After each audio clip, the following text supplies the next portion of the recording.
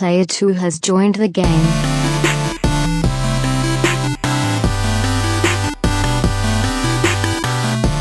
Hey, yo, what's up, everybody? Welcome to episode 86 of the Two Player Co-op Podcast. As always, I'm your host here, Kevin, along with my brother from my mother's shore. What? How are we doing? Good. Recording on Friday night for the first time. Hey, speaking of first time, if this is the first time you're watching us, this is the Two Player Co-op Podcast. What we do is we get together every week. We talk about what we've been playing. We BS for like the first 20 to an hour minutes. I don't know. It just depends. We're like, at this point, we're basically half Game Over Gravy Show, half video game podcast. And we like it the way it is. But that's what we do. And then we get into the news that we think you need to know about when it comes to video games. And the news that we care about, we think you should care about too.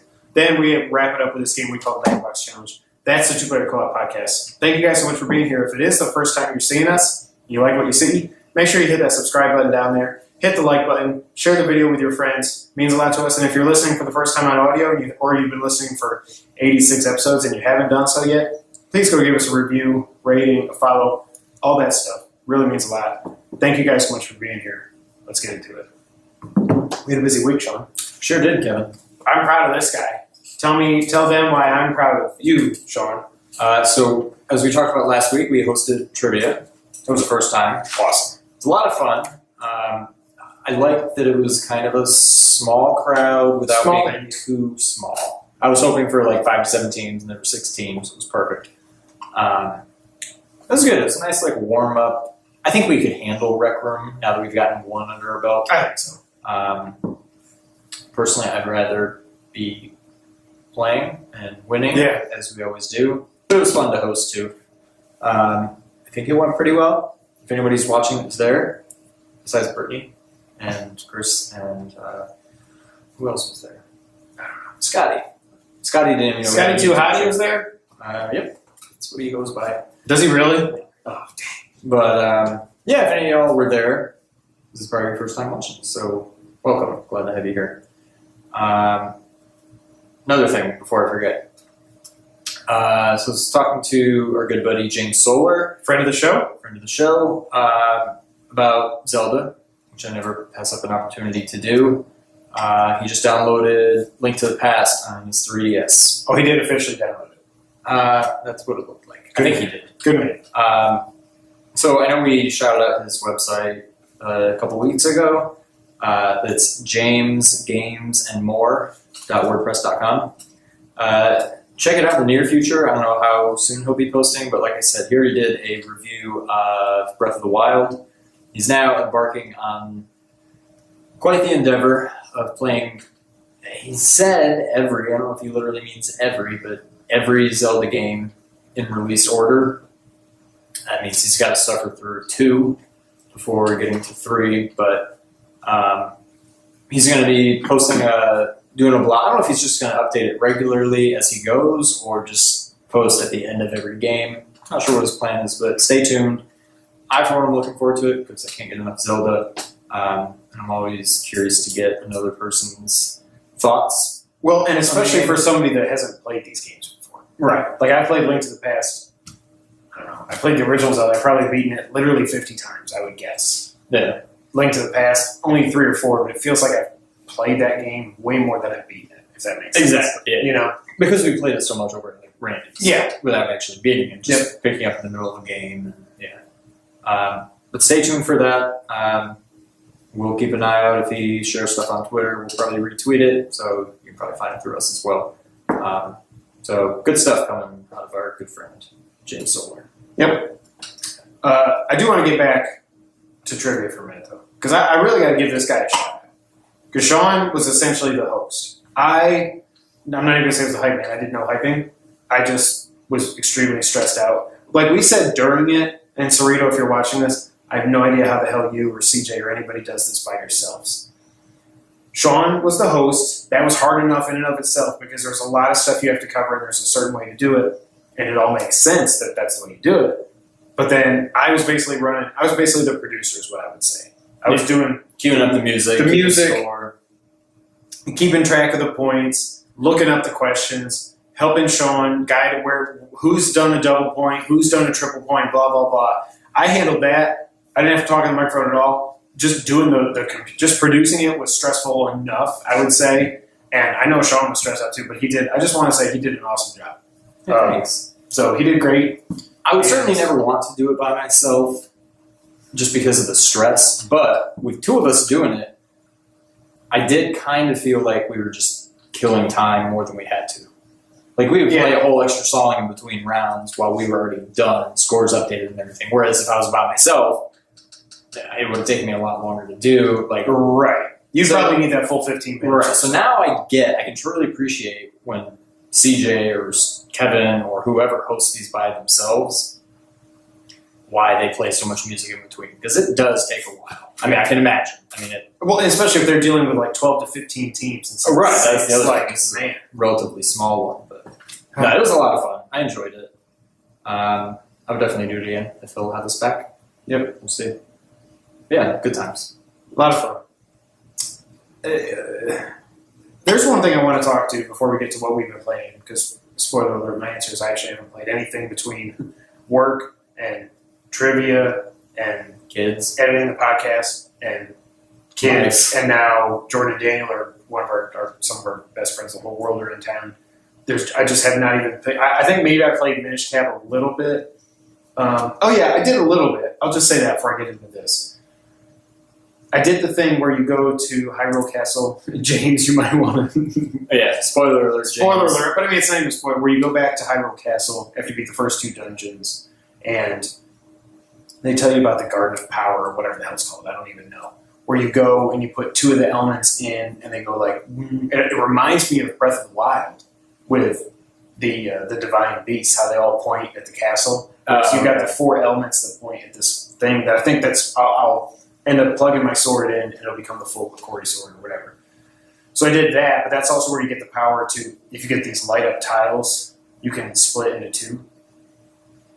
And that helps you solve other puzzles and stuff like that. So I've made my way over to the swamplands, and I got the dash finally, and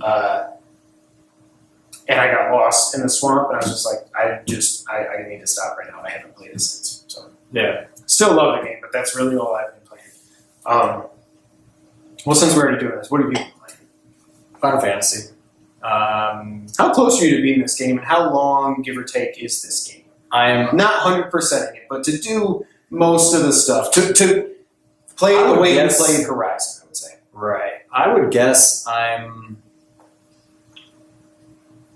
trying to think of when I last checked my time and how much I've played since then. I'm probably like 17 to 20 hours in right now, and I would guess the next story part is taking me to the last dungeon, like last big area, which is pretty big. Okay. And then I think after that I could go and beat it. But I'm at a part right now where I've got like a guest along with me, so I have like 4 people in my party instead of 3. So I think before I go any further, I'm going to take this opportunity to go and do a bunch of the hunts that I've been putting off, because I'll have that extra body with me, so that'll help. So I'm going to kind of veer off and start doing some more side quests now, because I've really been just plowing through the story for the most part. But I love this game. It's taken me I forgot how long it takes to level up. Oh, and I'm trying to get... you only get experience for the people that you have active in your party. So I feel obligated. I very much, even though I'm trying to keep everybody even, I end up with like an alpha team and a beta team. Yeah. And so like I just never want to switch to my beta team because they're not as fun, they're not as good, but then I don't want to keep that gap getting bigger and bigger to where I keep leveling up this team but not this team, and then this team sucks so bad that I can't level them up anyway unless I go back to it. So I'm struggling with that a little bit, and I got an accessory and a couple people that gets them like double experience, so they're getting up in levels quicker than the other ones. But on average, I think my team's at like level 34 or so. I'm pretty sure it goes all the way to 99. Oh my god! So like it takes a long time to level up in that game. I still have yet to actually look at all the trophies. I'm guessing it's something that I'll never platinum, just because I feel like there's just going to be get everybody to level 99, right? Which is going to guarantee that $100 trophies, but maybe more than $100. So I don't know. Maybe someday. I definitely want to see it through and not just beat it and be done with it. I want to do more than I did in my last playthrough, which was many years ago. And I did quite a bit. I didn't get all the espers. I didn't do all the bonus stuff. I didn't beat all the hunts, but I got pretty far. I want to get at least that far. When you say hunts, what are hunts in this game? You go and it's not that you played it, but it's very similar. They have it in Final Fantasy XV too. You go as you unlock more and more story. You can go to it's basically like a bar, more or less, in the different towns, and they have like a board up, and you can see like different hunts you can accept. So you accept it. It tells you it's anywhere from a rank 1 to a 7, 7 being most difficult. And then you'll read and it'll say, "Oh, we need somebody to go kill this such and such over in the." Okay, so it is actually hunting some monster creature. Just come see me. I'm at the magic shop in wherever. Yeah. And so you have to go and talk to this person, and they say, "Oh, you want this hunt? Okay, well, yeah, you need to hunt this thing. Last time I saw it was in the such and such area of such and such." So you go and you fight it, and sometimes that'll open up other things. Like this last one I did for beating the hunt, I got this key, which allows me to get further into this one dungeon, which is where I can get one of the optional espers. Every time you beat a hunt, you get like a reward, which is anywhere from just gil to like a million rare weapons and stuff. So they're definitely worth it. Some of the final ones are like just ridiculously tough. I've never beaten all of them. I got pretty far. I think there's maybe 55 or 60 of them, and I probably got up to around 50 of them. Wow. But yeah, they're fun. It's not like a chore at all to do. Just having to travel everywhere. Sometimes they're annoying where, like sometimes it'd be like, you go to this part of the field and there they are. Sometimes you'll like get clues and it'll be like, well, he doesn't really like, or he really likes women or something. So you need to know that you need to have just female people in your party when you enter the screen, otherwise he won't show up. Or we usually see him around there, but he really doesn't like such and suches, which means you have to go around and kill all of these enemies before he'll appear. There's like little weird things like that that can get kind of annoying, but I'm still pushing through. I think I'm not going to beat it anytime soon because I don't want what happened with Horizon and Zelda to happen with this, where I beat it and then I don't even care about the story. Like, that's not why I'm playing the game. I'm playing it just to do all this stuff. But I feel like once I beat it, even though I don't care about the story, it's going to be tough to go back. Yeah. And cut. And that's why we wish we had battery power. So that's the recording. God, I hope that. Hey, what's up, everybody? Welcome back to episode 86 of the Two Player Co-op podcast. A little change of scenery. So if you're watching on YouTube, you're like, or if you're listening, you're like, what the hell was wrong with their audio for that first, 15 minutes or so? Funny story. What happened was... we had some horrible storms come through in Memphis today, and we lost power in the middle of it. And I did not, I guess, feel the need to actually put AA batteries into our Zoom H6 that we record the audio on, so that crapped out. So the first 15 minutes or so of this, the audio is from our lovely Sony Handycam, because, we make so much money from doing this. So... we have now, the power came back on right as we were getting ready to start recording out here. We are now in the backyard outside the Poolhouse Recording Studio. You probably hear the cicadas. The cicadas. Shout out to the cicadas. Now they shut up, but they're shy. So we figure we could either restart the episode, but we don't want to. We don't want to. We had a lot of good talk. We gave a shout out to James. He's doing a lot of stuff with Zelda. We talked about Final Fantasy. We talked about trivia, and we talked about, whatchamacallit. What's it called? I don't know. The game of the little people. Minish Cap. Yeah. So we're now outside of the Poolhouse Recording Studios. It's probably about 85% humidity. Honestly, we've been talking about doing this since we started YouTube. Yes. We have not done one single outdoor episode. So now we have here we go. We have an impromptu... Yes. I was going to call it a fireside chat, but I didn't feel like firing up the fire because it's like 1,000,000 degrees out here. We'll do a fireside chat at some point. Yeah. In the fall, I would say, when it's not this hot. Yeah. So if we look sweaty and stuff, just forgive us. We've had a trying couple of It's fine. So we're going to continue with the podcast now. The audio should be good from here on out. I put the batteries in, so even if we lose power again, the show will continue. Keep on rolling, baby. But yeah, this is Gotta cool. keep on rolling, baby. I wanted to do this anyways. All right, so what I want to talk about before we get to the news of the week, Sean, Well, hang on. I got one more. I got an anecdote. give us as the it were. anecdote to like a snake bite. Nope. So, big boss. Big boss. So my buddy Bruce, buddy My slash chair is- coworker, Look at my chair. it is awfully wobbly. Wobbly. Went out last night with some former coworkers of his, Catherine and Mary's. I've never been there. I don't know. Have you been there? It's an Irish bar? No, it's like an Irish. No, it's not an Irish bar. It's like an Irish bar. It's like I think it's like an Italian. I don't know what it is. I've never been. It's a bar / restaurant. But they all went out there. So his former coworkers were in town on business. So they're out eating and drinking on the company's dime. As they should. So they were feeling pretty good, and they're having some drinks, having a good old time. And then at the end, one of his buddies, I don't know their name, said, "Hey, let's do some shots." So the waiter, so they asked the waiter, like, "Hey, we want to do some shots." Waiter says, Is this a joke or is this a real thing? "No, this happened last night." The waiter says, and to me this is a fireable offense. The waiter says, "Oh, you want to do shots? I think we still have a half a bottle of Pappy's 23. For shots? And so this guy, I think they're relatively young, maybe not too far out of college. We're like, "Okay, yeah, sure." And my buddy Bruce is like, "Do you know what you just did, what you just agreed to?" And they're like, "No, what?" And they're like, he's like, it's Pappy's. It's Pappy's 23 year. Like, how much did they get charged for these shots? He's like, "These shots are going to be like $100. And the guy's like, no, there's no way. And then it eventually he like convinced them, like, "No, this is going to be ridiculously expensive."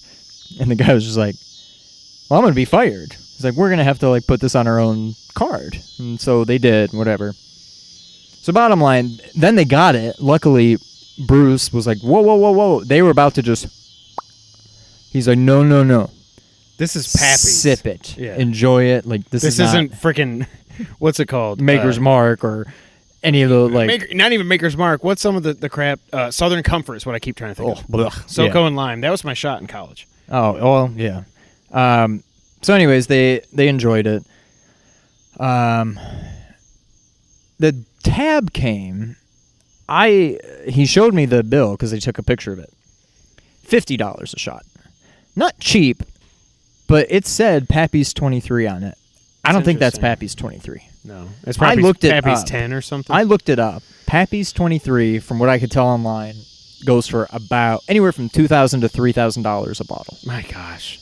If you do the math out, $50 a shot times you'd get about 25 shots out of a bottle, $12.50. There's no way that bar's losing money. I mean, so that either was not Pappy's. But didn't it sound like the bartender was an idiot and was like, "Oh, I got some Pappy's back here." Yeah, but the receipt said Pappy's 23, $50. True. So either that wasn't Pappy's 23 and they're just full of it, or they like watered that down or something. But I mean, $50 a shot is expensive, but Pappy's would be more than that. Pappy's 23 would be more than that. Yes. But anyway, so now I'm kind of jealous because now he's had some Pappy's. I've still never had it. Well, when we hit Powerball, or when I hit Powerball, I'll buy you a bottle of Pappy's. Deal. I'll buy you like a bottle this big of Pappy's. Deal. So what I want to get into before we talk about the news of the week, I want to talk about, did you hear all this hullabaloo with Hellblade this week? I'm not too familiar with this game, but I keep seeing people talk about like, wow, like game of the year. And I'm like, what? I don't know anything about the game, but all of a sudden, it's been blowing up for like the last week or so. So this is by Ninja Theory, the guys that made Heavenly Sword. Now they've made Hellblade, which is funny.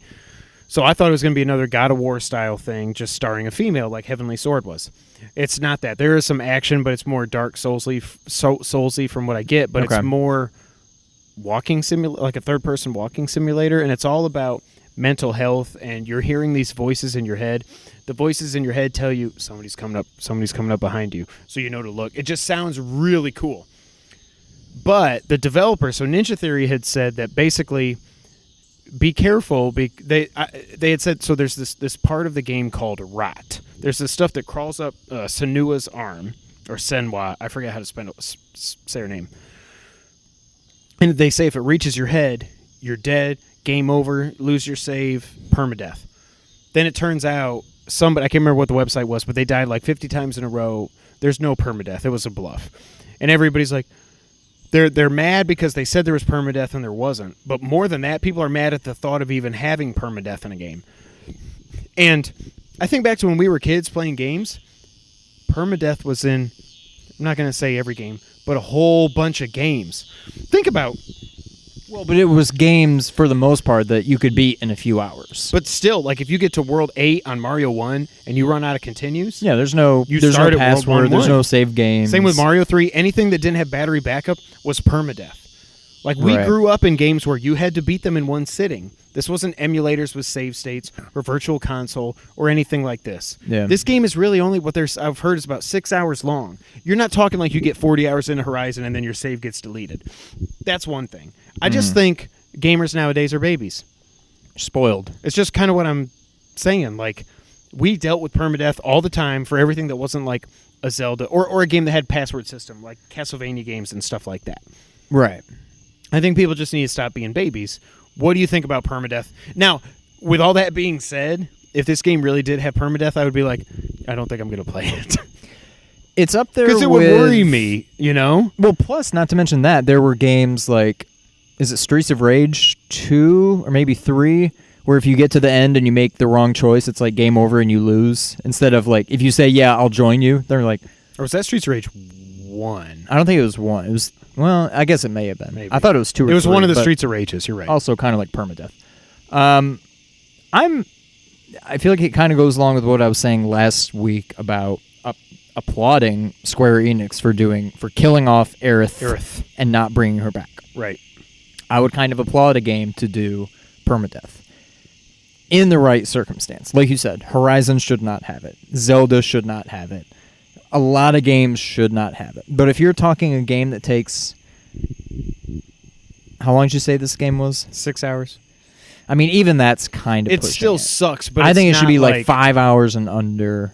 Like, even Firewatch. Imagine if you got like 3/4 of the way through Firewatch and somehow you die. Like, that wasn't a long game. You made a wrong choice. Yeah, I would be angry. So, I'm not against it. It would be kind of cool to see in the game.